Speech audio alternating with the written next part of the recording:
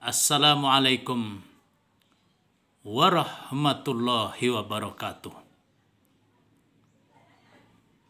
Paman Birin yang merupakan salah satu alumni Universitas Islam Kalimantan Selatan adalah menjadi kebanggaan bagi keluarga besar Universitas Islam Kalimantan Selatan, Syekh Muhammad Arsyad Al-Banjari.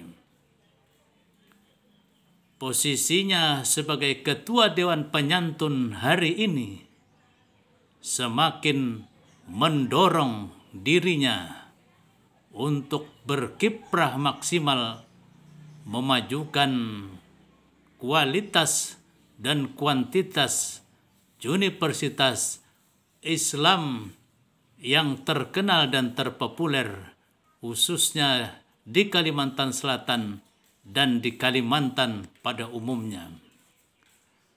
Ribuan alumni telah bertebaran diluluskan, dihasilkan oleh Universitas Islam Syekh Muhammad Arsyad Al-Banjari ini.